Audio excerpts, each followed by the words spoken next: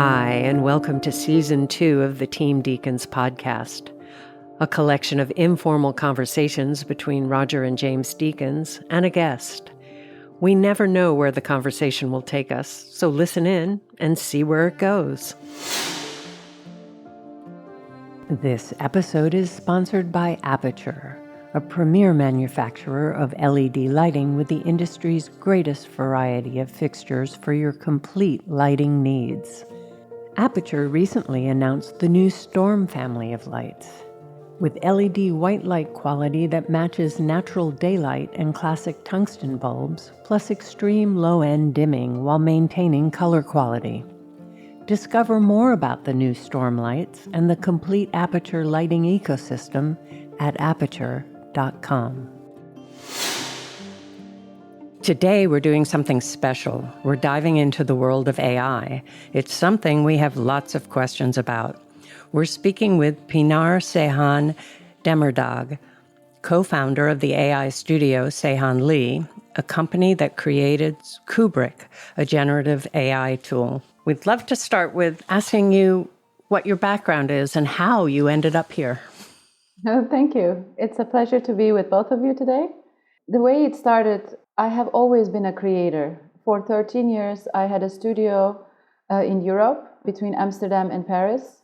And I was always fascinated with cutting-edge technologies and the ability to offer it to masses by way of creative applications.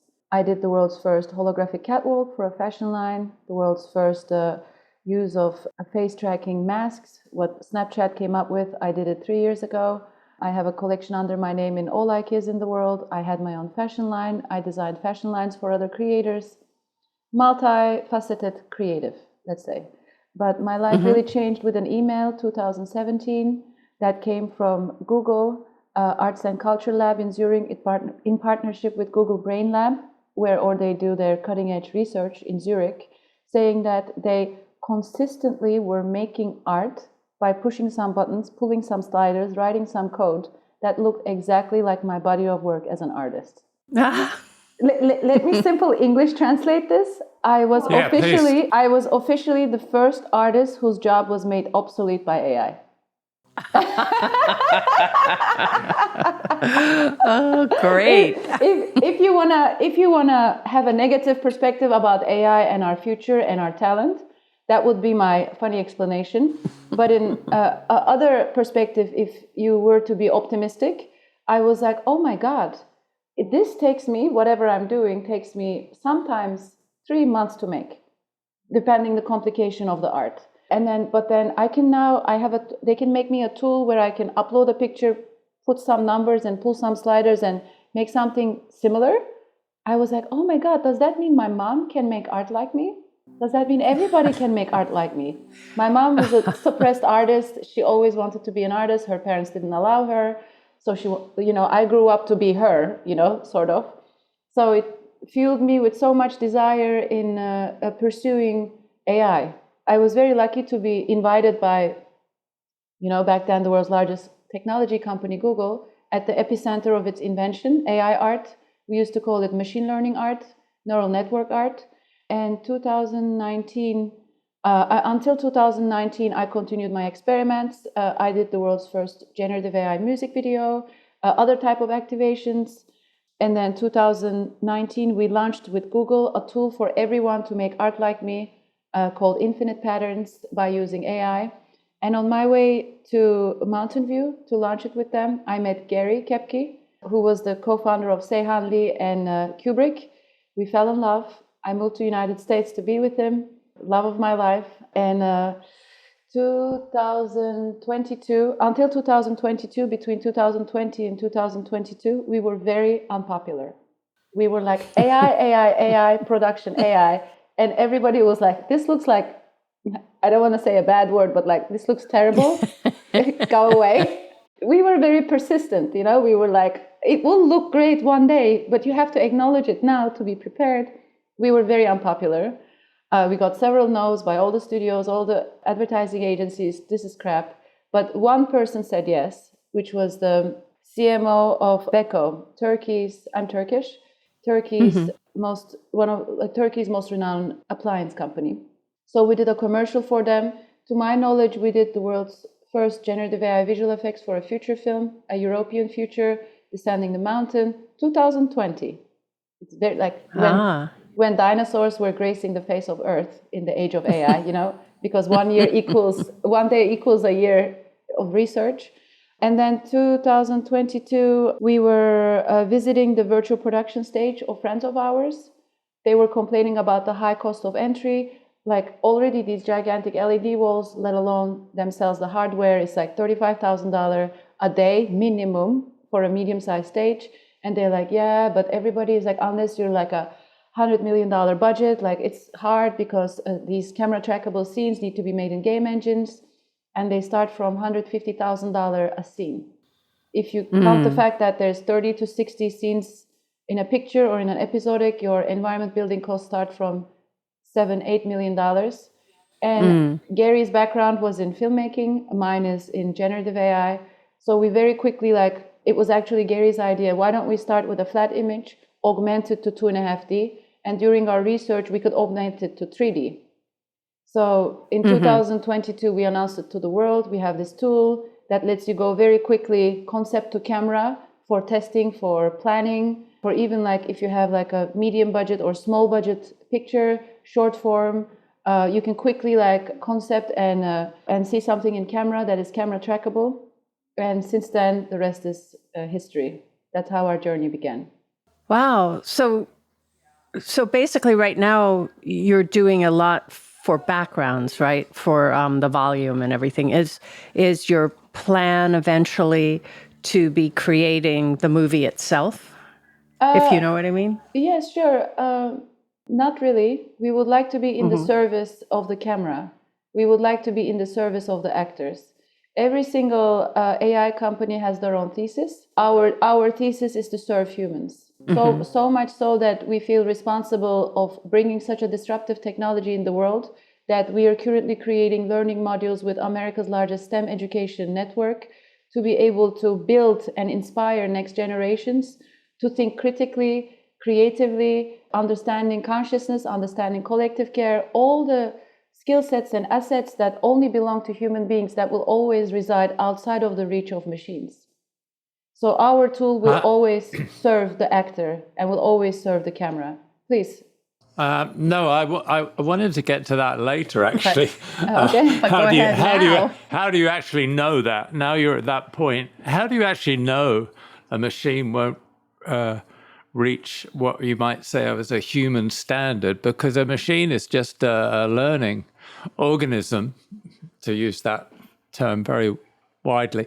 But and so is a human being. We are just a product of what we learn.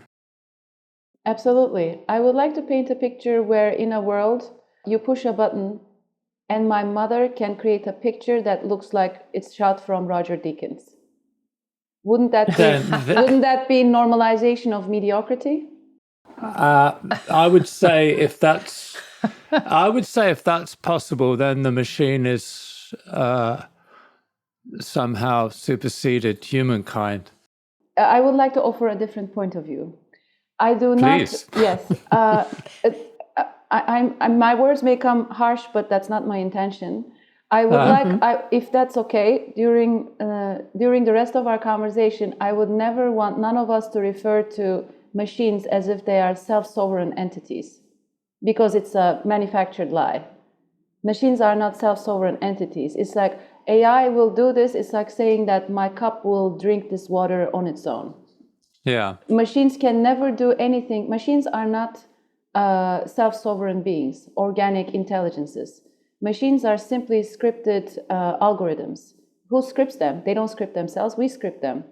If we are not, unless we pay attention, and then if we make a mistake, whatever, this can cause unwanted scenarios. But it is up to us to take all the potential precaution in order to make sure that machines at all times serve our benefit, including keeping the dignity of human creativity.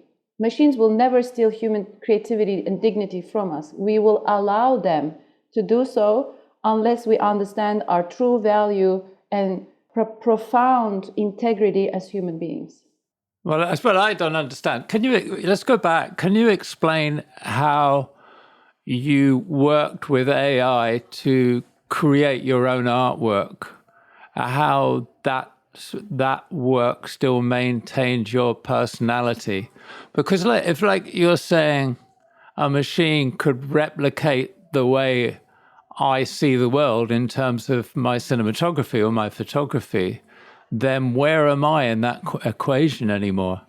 That's why it is the duty of AI app creators like mine and my team to at all times identify the mundane, repetitive, potentially scripted parts of a creative's job, assign an AI to that, and give enough control for the creative genius like yourself to at all times be able to command the scripted part of the machine.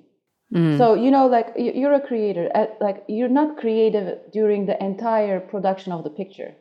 There are times where you repeat like, oh, I did this, I can repeat it here, or I learned it in a former picture. Yeah, this applies to shots like that. Like, so whatever that part where you can script, it will be for your benefit for it to be scripted, but at all times supervised by you.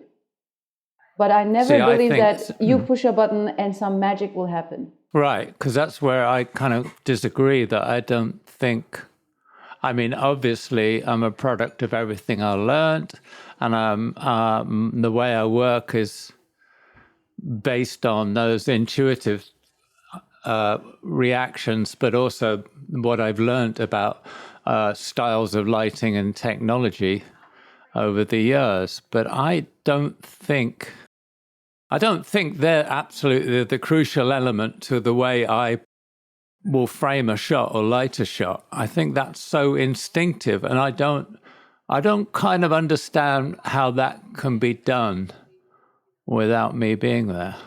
Yeah, I actually, when people ask me during the production process, which job will be the least assisted by AI, I always say cinematography.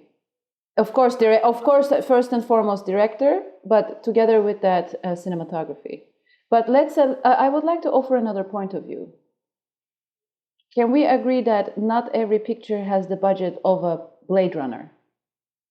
Mm-hmm. Let's talk about indie filmmakers. Let's talk about productions in Middle East. Let's talk about productions in South America. Let's talk about telenovelas. Like, production is not just Hollywood. Not everybody has the budget to be able to afford your genius. How about we upgrade productions that cannot afford you,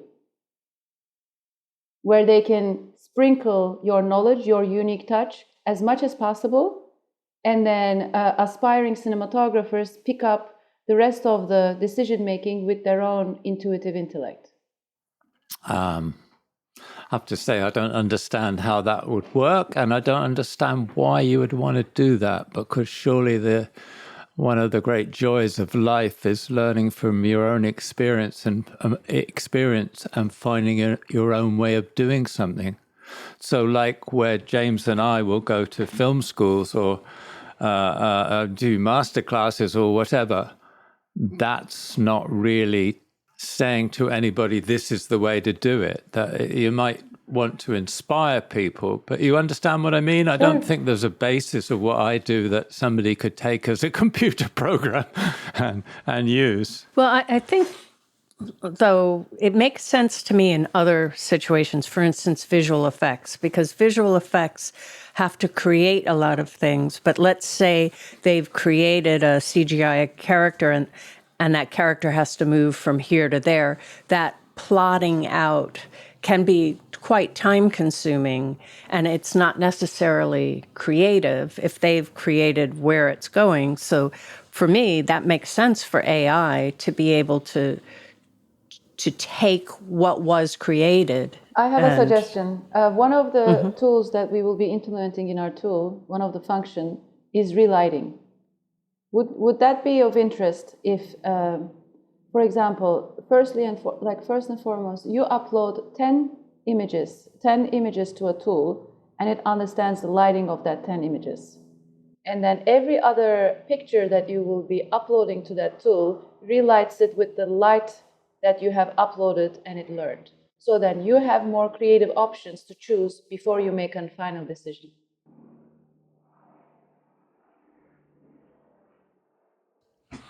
There's a long silence because I don't understand that. I'm not understanding because I suppose you're talking about a world that's being created in a computer, an environment that's being created in a computer. And most of my life is spent creating images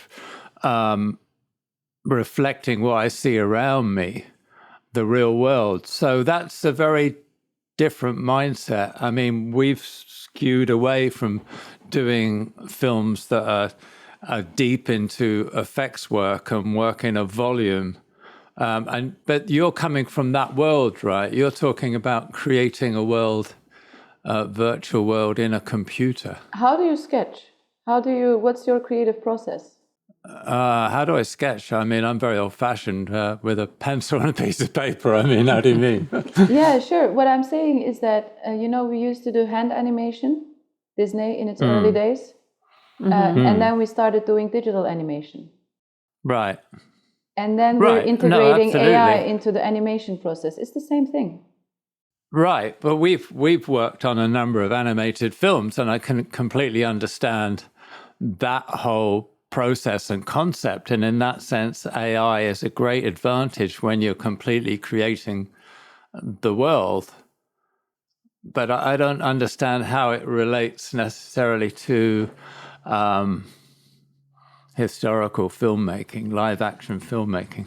Well, it also seems to limit what a film can be. For instance, if you're saying loading up different lighting setups and then putting it on your particular location.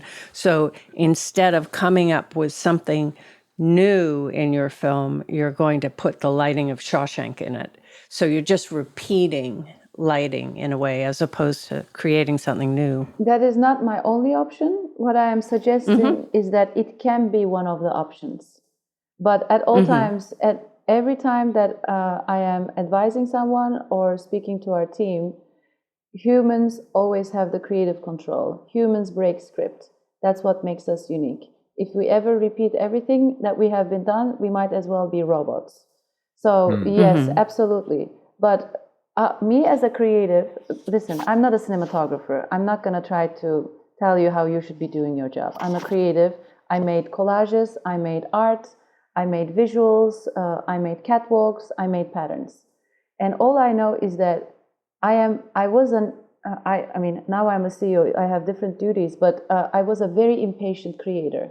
I wanted everything in front of me, and then I wanted to see 100 options. 100, not one, not two, not 27, not 57, 100. Only then I may begin to make a decision and start my production process. I always did everything in HD. I would make like gigantic collages that will go on murals of museums of 24K, 20K. I'm not going to ideate in 20K. You're not going to ideate with Scarlett Johansson on set. You of course you have to ideate somewhere else. You have to have options in order for you to decide. So how about you have an assistant in front of yourself, in front of you, that truly understands space, that truly understands lens, and that truly understands light. I cannot tell you exactly how it will happen because I didn't develop it yet, but imagine a world where you have, instead of a pen, you have a digital pen, and you tell the tool, no, move it this way, do it like that, increase the light, now take Venice camera, instead take this camera, basically imagine a MS-DOS or a cassette version of what a holodeck is. You're speaking to a voice to hologram, and then it is creating options in front of you. Imagine that on a desktop computer as a software that you can minimally interact, and then it creates options for you to make decisions. Right, because it's still the decisions with the creator. It's not necessarily copying something onto something else. But it very much seems an extension of the way animation has been going for the last 20 years. You know, the last animated film we were working on, for instance, we were in a camera capture room with a iPad walking around actors, but the actors are in a virtual space, and the whole thing can be captured on the iPad and then related to the actual animation that is being made afterwards. And you can experiment with different kind of camera angles, and then in lighting in animation, then you can change lighting quite quickly now, can't you? You can experiment on the kind of light you want on a shot, and cut it and mold it in the way that you used to be able to do on a live action, or you do on a live action set. So that I see that as an extension of what we've experienced in animation, coming up against the modern use of a volume and of using backgrounds in the same way as Greg Fraser did on the Batman. Yeah, or Mandalorian, yeah. So where do you see that going? AI and virtual production? Our tool is, even though our tool is initially developed as a remedy for the high cost of camera trackable background production, we're growing into a more a larger industry solution for background production. But the way it I can only predict what I know, which is what I'm making. Currently, our tool offers 2D to 2.5D parallax very quickly. You push a button, we call it 2.75D. Obviously, it's a joke, that dimension doesn't exist. But it's something from 2D flat, your old flat, boring, no depth 2D, we can extrude the depth with computer vision and export USD, FBX, and OBJ three-dimensional meshes with the generated image or the matte painting that is already embedded on the meshes. But we can currently do it, I will illustrate with my hands, but I will speak for our listeners to understand.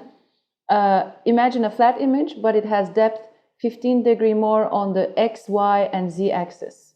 And it's a three-dimensional environment. Where it's going, obviously where it's going is full 3D. You will upload a picture, anything, hire a matte painter, download something from Shutterstock, generate it in Kubric, generate it somewhere else, make a picture on your background, push a button, fully operational, relightable 3D. So, and basically you're working in layers, right? If I get this right. Yes. Instead of initially creating a full three-dimensional background, you're creating layers of space. And how does that relate to the live action in the foreground? It is camera tracked. The talent moves left, and then our partners, Disguise, Assimilate, Pixera, Vizarti, these are all media servers. They track actors and they render in real time the background. So when the actor moves left, our backgrounds move left with the actor. And as I understand it as well, then you can actually change that background in terms of the design of the background, or create that background almost instantaneously, or in real time, yeah? Real time is what we aim. If ever we count the fact that making a game engine made background can start from 3 weeks. If it's simple, maybe 2 weeks or more. Our solution can diminish that time to less than an hour. But of course, I'm not gonna pretend that we invented sliced bread. With every gain comes a compromise. Of course, our tool, quote unquote, is not there. It's not on the Avatar spectrum. It's not on the Blade Runner spectrum. It's great for currently telenovelas, for the ideation phase, for the planning phase. But of course, with the more we are developing as a tool, the more with the help of the industry that we are receiving so much, and the more the technology advances by incredible coders, we will, of course, be able to serve the highest demanding professionals out there. And how I mean, what projects, for instance, has this system been used on, and how is it interfaced with a crew? How does it work in terms of the collaboration, with the actors? But I'm thinking, obviously, with the cinematographer and the lighting involved on the foreground elements. I mean, it's one thing to change a background instantaneously, but to match it to a foreground, if you change the background, the foreground's then got to be relit, right? Absolutely. That's why we are still in version 1. We're currently raising a new fundraising round to be able to implement all the light-related and many more controls over the generated environments. Right. But how do you mean? How does that relate to the foreground, though? Is it still a case that the foreground has to be lit to match the background? That's what I presume. Yes. I mean, we have not that much experience with a volume or LED backgrounds. We haven't just been there. We haven't done many films that have got even blue screen backgrounds. But so I understand, it makes sense for a volume, for instance, if you're doing car work, to have that background where there's a very defined distance between the live action subject and the background. But if you're getting, sometimes it becomes very obvious when, even in Mandalorian, when you've got characters in the foreground, you've got no mid-distance and then you've got the backgrounds. Isn't it kind of limited in what it can actually do? Yes, absolutely. There will. Do you know the curve for every cutting-edge innovation?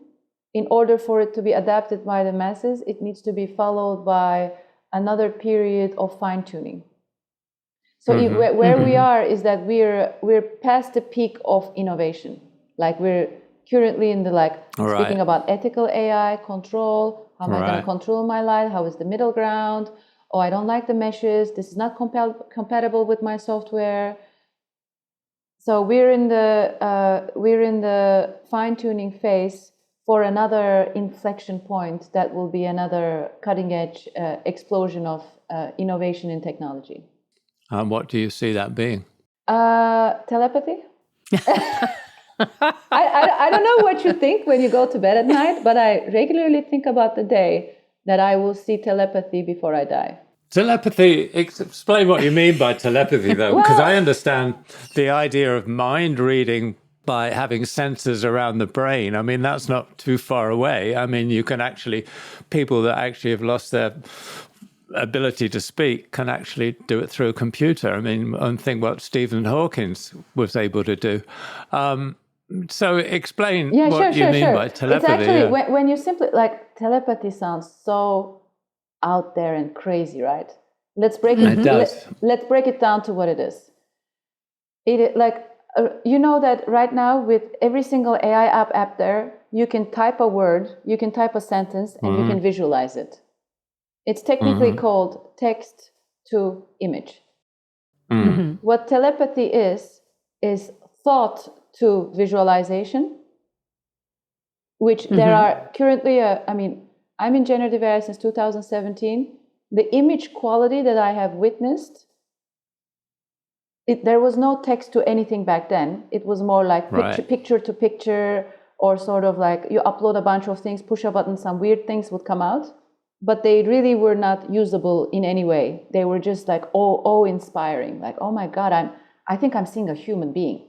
Oh wow, these look like an eye. Oh, this looks like a basket. Does it look like a basket? No, it looks like an animal. So it was this oh my God, we could do things that we could never do before with a machine. Currently, research and generative models exist for you to be able to extract thought to visuals. They're absolutely unreadable in any way, but you can fantasize about what they are. They sort of look like a basket, sort of look like a house, but you may as well be wrong. So fast forward this 20 years. So basically, instead of text to image, it will be thought to visualization, back to visualization to thought. It's actually very simple. Wow. No, I get what you're saying. I mean, there's a wonderful commercial on television of two Doberman Pinschers, kind of guard dogs, and they're just talking about a burglar going in the house behind them. It's very funny, but, talking Dobermans, who would have thought about that sort of 10, 20 years ago? What do you think? I have a question for you both. Yeah. What if we were to teleport someone, our great-grandfathers, great-great-great-great-grandmother, and then explain to them that I'm in LA as you, but let's say that I'm in Turkey, that I'm sitting in Turkey, you're sitting in LA, and we're having a visual experience where we are real-time able to communicate with each other. We're going to register this, and the rest of the world will hear that. What do you think they would think about this? That's very true. So many things we take for granted 100 years ago, they would have said, no, there's no way. So anything is possible. I do believe that. But Yeah, I mean, the thing is also we're a product of our own time. I mean, and James and I, our history and our experience of live action filmmaking, and obviously that has changed, and it's been really interesting for us to work on animated projects, even before virtual backgrounds came into use on live action, because it was obvious that the two disciplines were kind of going to mesh together. But I'm just interested what happens to the idea. I mean, one of our things about the podcast is we feel filmmaking is about collaboration. But is the ultimate end of regenerative of AI being able to generate, images and content, and they're using AI now to write screenplays. They're using AI in marketing, in all sorts of facets of film production. In the end, is it just one person behind making a film? That's one of the myriad of possibilities. Yeah. If you're a director with only $1,000 budget, but ambitious goals, that will definitely help you break through, definitely. But in other ways, like when you look at ongoing trends, especially since COVID, the demand for extraordinary content only rose. We just love to watch things in every way possible. We express ourselves by way of videos, we consume videos, going from broadcast to now streaming services. Like, access to content is just so easy. It's our sixth finger. So I always say that if ever this trend continues, which is going nowhere, what's going to happen? Like, all journalists and lawyers will have to quit and be visual effects artists? It makes no sense. We're going to make more human beings to cater to Hollywood, or we're going to invent new tools that accelerates our workflows, so we can, without breaking our back. Like, I'm not even going to go to the topic of how unsustainable or unhealthy the visual effects industry is. I mean, it's something, so there's a system, and the system has parts that can be improved for the well-being of its humans. I'm only concerned for the well-being of humans. So if ever there are a myriad of tools that can help you gain back your well-being while you can work on several different projects in the same time and make more money, more power to you. Yeah. I think sometimes when there's a tool that makes it easy, then sometimes the difficulty of making something just keeps the truly driven creatively people following through on it. When the DI came into existence and you go into a DI suite and change the look, a lot of people thought, oh, now I can do it myself. I don't need the cinematographer because I work in Photoshop. But it's not the same thing. Yeah. It's creating the look in post. Yeah. So I worry, hey, it is what it is, but there might be a lot of films out there by people that just know they can do it quickly. Yeah, I completely agree with you. Again, I'm not a cinematographer. I have always been a visual artist. I was a master of Photoshop. I used it in and out. I was a super user. They had Photoshop and Illustrator had already baked in patterns, repeatable, like fashion patterns looking things. Under no circumstance, under any circumstance, I used any of their already baked patterns in any part of my work ever.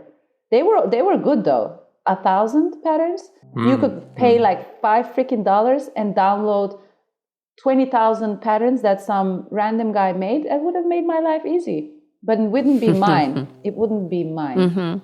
It would go against my own integrity to my own work. And that was my choice. I was very good at what I was doing because I had like very, very high standards about what is. But I'm not saying that people that use already baked in patterns don't have integrity. I'm just talking about what I wanted and what I preferred. That's why what type of customers I could pull to myself. that wanted my name next to their name because of my choices.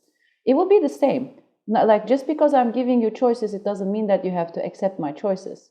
You can just look at them and be inspired, or say, yeah, I like your tool, but I don't give a damn about your choices. I'm going to bring my own choices. So let me upload my own choices. But as a business model, you can imagine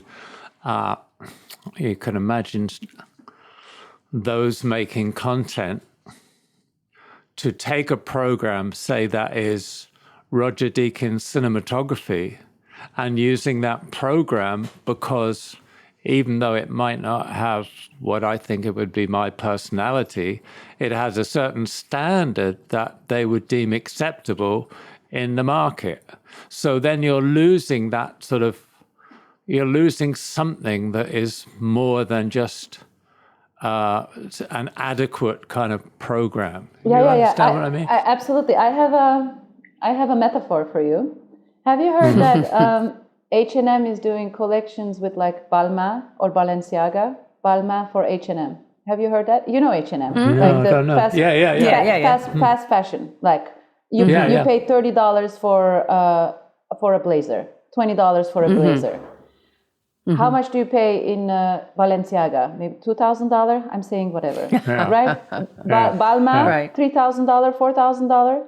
In order to make everyday people afford the designs, not maybe entirely the handmade quality, the haute couture fashion, but at least the designs that Balenciaga and Balmain are making, H&M started doing collections with very high French or international couture homes, so then everyday people like ourselves can feel like they can have a piece of Balmain.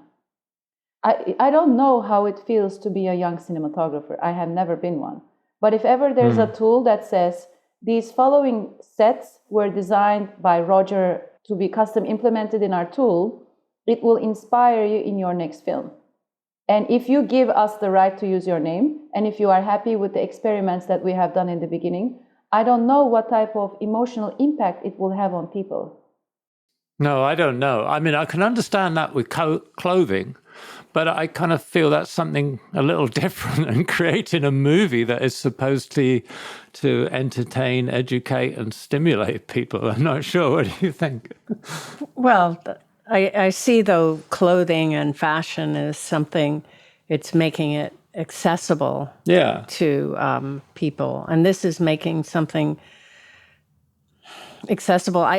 If they're given like examples from Roger's work, if they want to apply it to whatever their particular scene is, do they still determine where the lighting's going, or is the program telling them? I like, first and foremost, if we make a program, not only our company Kubrick, anyone else, if there's a formula where you can push a button and things look just like what you're done, or like if a person pushes a button in Japan, in Saudi Arabia, and in Los Angeles, and if they all get the same, what's the point? That's normalization of mediocrity. I'm not going to orchestrate, I'm not going to facilitate a world where art, any sort of artistic self-expression looks mediocre. That's not why I'm born. That's not why I exist. We will always give creative control to the best of our ability. Within the limits of our own capacity to know, we will always give creative control to the end user. But if I were to be a young creative again, and if I were to work with a tool where I had like skill sets of my most admired creator, and I could be inspired by their work to make my own decisions, I would be so glad. No, I see that, because basically when you're deciding how to do something, you do, normally we do just look around and gather inspiration. And this is just another way of gathering information in one place, I guess. Yeah, but I take it to a little, I'll simplify it away from filmmaking to still photography. The great still photographers, their photographs have a personality. They could probably only be taken by that one person. You know, you think of Cartier-Bresson or whoever, Brassai. that's how you can't really teach that, can you? Can you make a program that would see in the way that those individuals see the world? I would say, okay, you're pushing me to a corner where I flourish the most. I'm sorry. No. I want you to push me, because after a certain point, I go over my tipping point and I only talk about spirituality. If you are ready for that, okay. If you are ready for that, you just unleashed me. Well, spirituality, if it can be sort of confined to something tangible. Yes, absolutely. Excuse me. The thing that you are talking about is what I call the light of God, the light of the universe. It's our unique connection with the sum total of there is. The source, the force, as Star Wars calls it, the force. Okay, to me, the force, God, universe, collective consciousness is the same thing. What you are talking about is the force. It will be the biggest mistake of humanity to try to replicate the force, because the force belongs to a realm that doesn't belong to Earth. How come? Like, let me give you some examples. It is contradictory to the understanding of science to say that there is a reality that is. Okay, let me give another way. Let me explain it in another way. The following inventions were dreamt by their respectful owners in their dream, and they still cannot explain why. The Singer sewing machine, Google source code, double helix. DNA double helix, and something else. What I'm getting at is that how can there, like, even there's this Indian mathematician, there's a movie about him, I forget. And then he's basically going to Oxford and saying, I am seeing equations in front of my eye. I know that they are truth, but I cannot explain you where they are coming from. They're like, you have to explain me. He's like, I can't explain you. All I can tell you is that I know.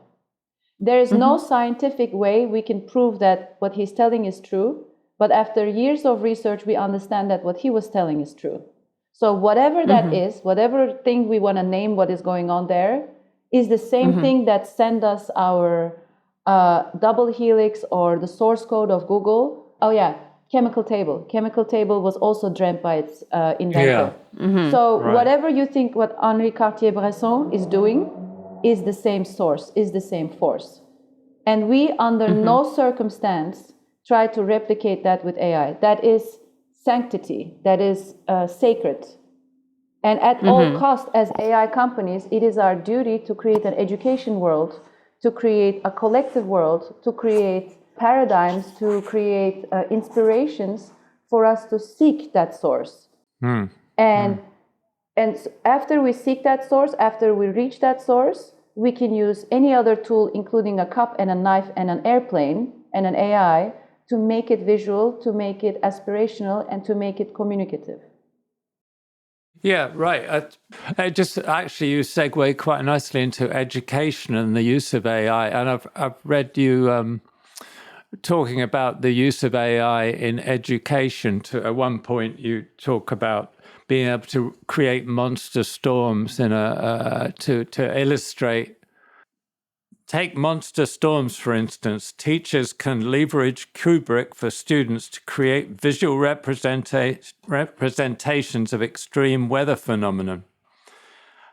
Yeah, I mean, I'm kind of interested in that and how much you think if you create the world in AI for students to learn, then what is their connection to the real world? I worry about this in movie making. I worry that movies and TV shows are creating a world like you see amazing junglescapes and landscaped with plenty of lions and elephants or whatever. The world is pristine as it was maybe 100 years ago. And I find it might be distancing humanity from reality. I mean, this may be putting you on the spot here. No. I mean, what do you think about that, though? You know what I mean? Yes. With due respect, you are right. I must have said that. I don't remember, but let's say I do. Let's say that I do remember I said that, because I could have perfectly well said that. Right. But the Okay. second thing that you said, it is your own interpretation of my own words. You said, if you teach students how to use AI, I would like to pause us here because Kubric, our company, is launching next week with America's largest STEM education network, jason.org, a bundle package of creative AI curriculums and a creative AI app, Cuebric, our app simplified for education. And you know what we are teaching in there? 5 C's. 5 C's. I would like to explain what these 5 C's are. Currently, so I had this, it all stemmed from me and Eleanor, the CEO of Jason Learning, having a coffee together. And she was talking about how American education system is based on 3 R's: reading, writing, arithmetics. A light bulb lit in my head. I said, that's the foundational principle of all AIs: reading, writing, arithmetics. So what you are telling me is that the age of AI is a gigantic disruption for all of us. Everything will change. It's bigger than industrial revolution, agricultural revolution, and digital revolution combined. What you are telling me is that an education system that is established in industrial age, that is made to create robots, because industries need robots before the creation of robots, so that you can industrialize production. So what you're telling me is that in the age of AI, we're teaching kids how to be robots? That makes no sense. I said, that makes no sense. We have to change that. So it came, again, the force has given me at that very moment words that I never pronounced in my life before, said, in the age of AI, education needs to be based on 5 C's: creativity, curiosity, critical thinking, collective care, and consciousness. These are 5 skill sets that will always reach outside of the machines because that's what makes us human. I do not know any education system that has ever touched upon the glory of being a human being. I come from Europe. It's nothing different than America. It's nothing different than United States. I learned to be a robot too. I learned to be a scripted robot too. But I was just too much of an angry teenager to accept that I had to go to a university. I had to go to an art school. Thank God I went to an art school, so I could just continue to be a rebel and do whatever I want. But not every child was as lucky as me. I know so many people around me that wanted to be several different things, but due to the pressure of their parents or society, they had to conform to a system or to a skill set that they don't even care. So how about we educate kids, first and foremost, how to break script, how to understand the force, how to utilize the force. Yeah. And so, and how does your program do that? In a much more sort of factual, mechanical way. Yeah, absolutely. So what we are coming up with next week with Jason Learning, as I said, is a bundle package of creative AI thinking curriculum with a creative AI tool, Kubric. We made a simpler version for students that doesn't have camera tracking, that doesn't have 3D, that doesn't have segmentation. It has image generation and an image control with brush, where parents and teachers can also monitor what the students are creating. And it's like, no matter what, students can't create anything that is not safe for work, like crime or other ugly things, let's say. So the way it works is that, let me give you an example. One of the curriculums that Jason Learning built with our guidance.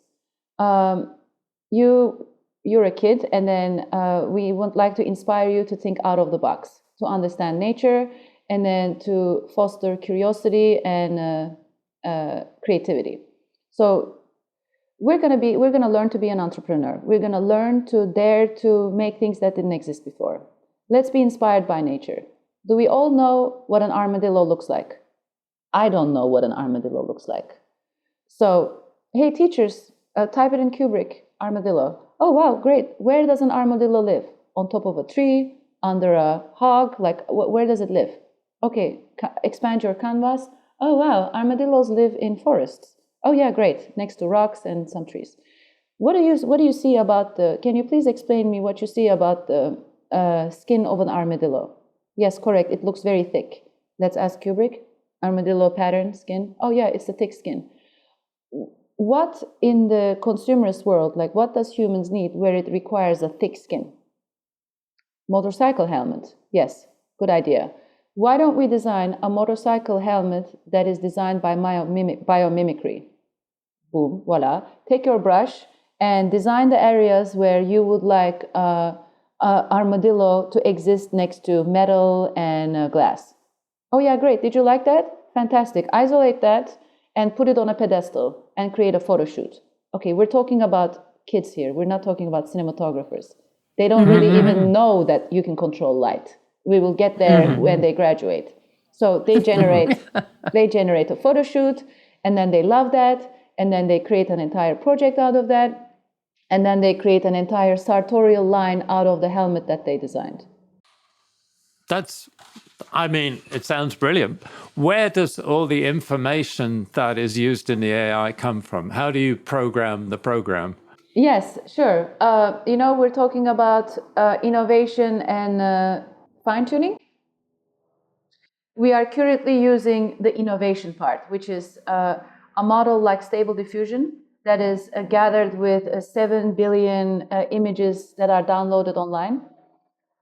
You're typing a word and the system is making something in real time that is based on its understanding of 8 billion images. It's never giving you something that is exactly as is, like a sort of like picking up an image and like putting it like a, food in front of your plate. It is creating in real time with diffusion models something that never existed before.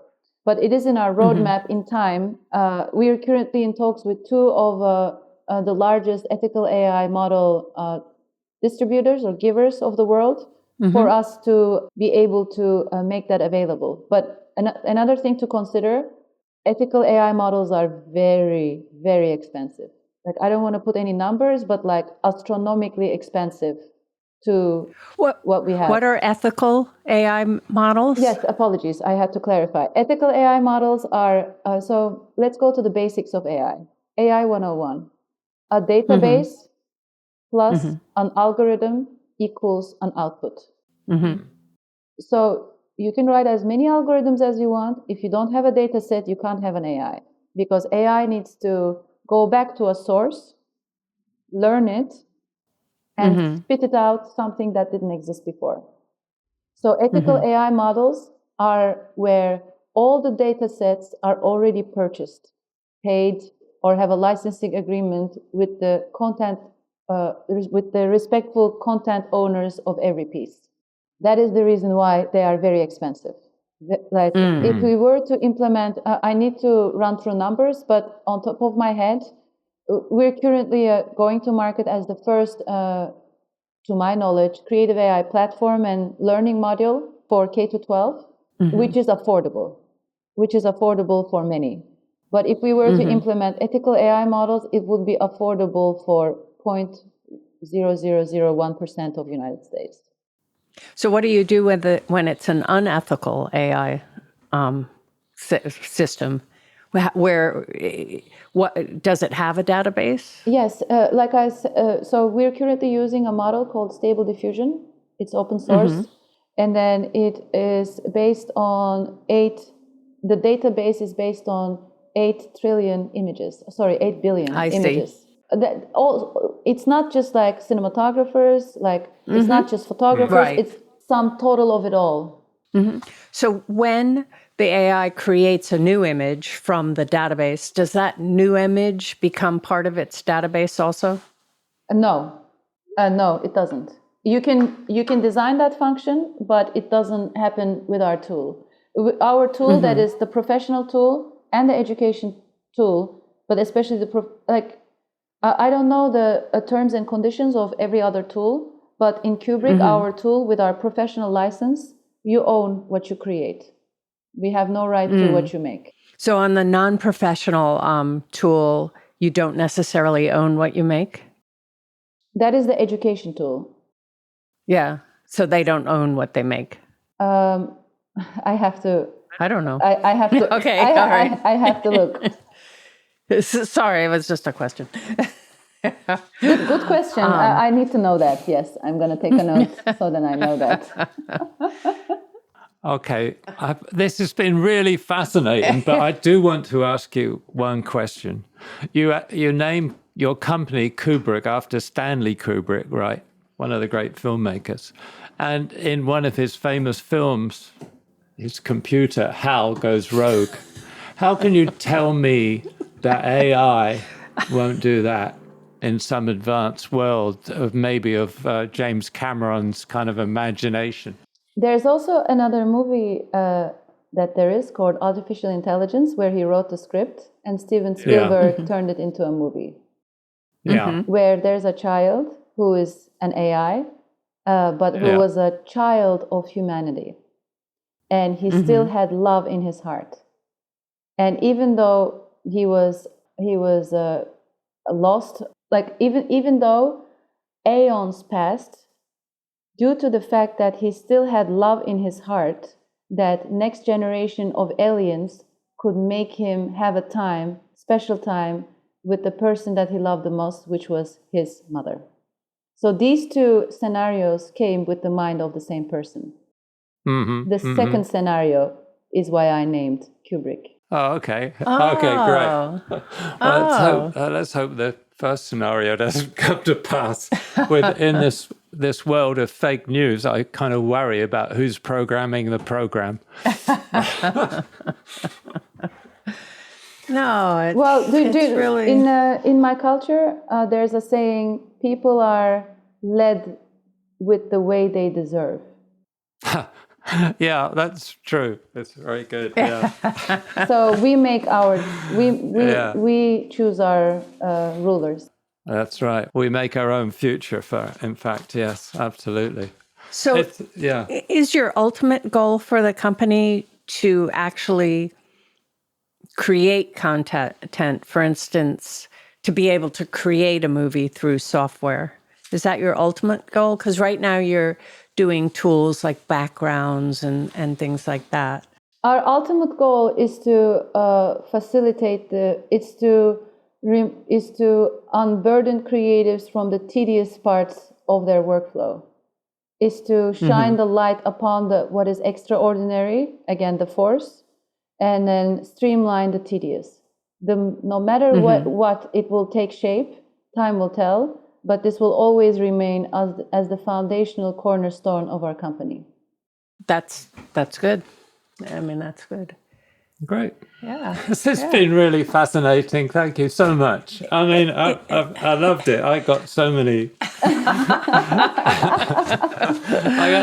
many mixed up ideas about AI, the future and the present. So, I mean, it's lovely just sort of, rambling around them, it's great. I think what you're doing in the educational world is fantastic. I really do. Thank you. Yeah, it's brilliant to hear. Thank you very much. Thank you. Yeah. Thank you for this wonderful time. I really enjoyed it too. Thank you. If you'd like to sponsor the Team Deakins podcast, let us know at pod@teamdeakins.com. Thanks for listening. If you want more information and further discussion, check out the forums at www.rogerdeakins.com. Becoming a member is free, and you can ask follow-up questions there. And be sure to subscribe to the podcast for more new questions and topics. Also, check us out on Instagram at team.deakins. See you next time.